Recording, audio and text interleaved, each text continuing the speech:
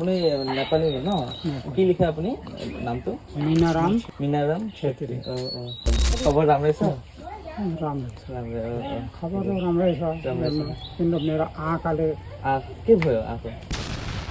নমস্কাৰ, মই এতিয়া আছোঁ তেজপুৰ ডিষ্ট্ৰিক্টৰ এখন মানে ভিতৰীয়া গাঁৱত। গাঁওখনৰ নাম হ'ল দ পৰ্বতীয়া নামৰ এখন গাঁৱত আছোঁহি আৰু গাঁওখনত আহি এজনী আইতাক লগ পাইছোঁ, যি ঘৰখন দেখিব পাইছে। মই দেখাইছোঁ আপোনালোকে, স্ক্ৰীণত দেখিয়ে আছে আপোনালোকে। ইমান এটা মানে পৰিস্থিতি ইমান ভাল নহয়, হয়নে আইতা? তো মানে তাকে ভাবিলোঁ মোৰ ফালৰ পৰা মই কিনো সহায় কৰিব পাৰোঁ। মই বেছি নোৱাৰোঁ বাৰু তেনেকুৱা, মই এতিয়া মানে মোৰ যোগ্য হোৱা নাই তেনেকুৱা। যিমানখিনি মই পাৰোঁ মই কৰি আহি আছোঁ, আপোনালোকে দেখি পাই আছে। আৰু মই আজি মানে তেনেকুৱা অলপ মানে এনেকৈ মই যিমানখিনি পাৰোঁ মানে মই ইমানটো সহায় কৰিব আহিলোঁ আইতাৰ ওচৰত। আৰু তাকে মানে এতিয়া মোৰ ফালেও মই যি পাৰোঁ মানে ইমানটো সহায় কৰোঁ।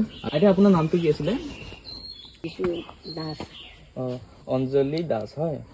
ঠিক আছে, অঞ্জলি দাস আইতাৰ লগত মই অলপ মানে কথা পাতিলোঁ। তেখেতে মানে পৰিস্থিতিখিনি মানে মই গম পাইছোঁ যে কিমান মানে কষ্টত আছে, হয়। তাকে মানে মোৰ ফালৰ পৰা মানে মই কি সহায় কৰিব পাৰোঁ তাকে আহিলোঁ মই।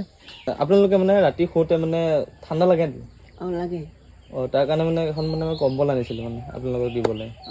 দিব পাৰিম আপোনালোক? কম্বল? হয়, ঠাণ্ডা লাগে যেতিয়া। অঁ। ঠিক আছে, মই আনিছোঁ দেখিলোঁ। আপুনি নেপালী ন? কি লিখে আপুনি নামটো? মই छेत्री। छेत्री ন?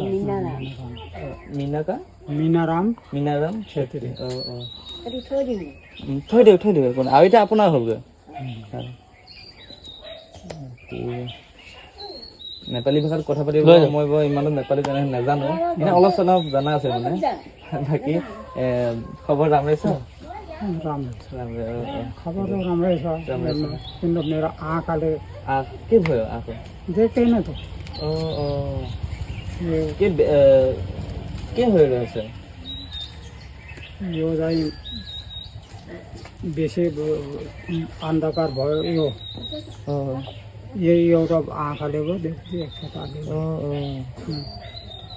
त्यसो भए चाहिँ काम पनि गर्न सक्दैन। यसै बसिरहन्छ।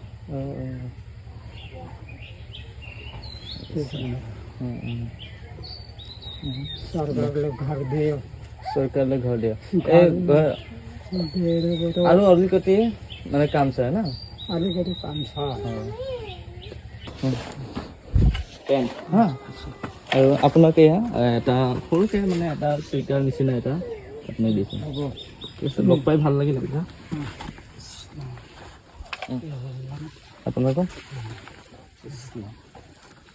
আপোনালোকক যদি মই ভিতৰৰ পৰা ঘৰখন দেখাব যাওঁ তো অৱস্থাটো ইমান মানে পৰিস্থিতি ইমান ভাল নহয়।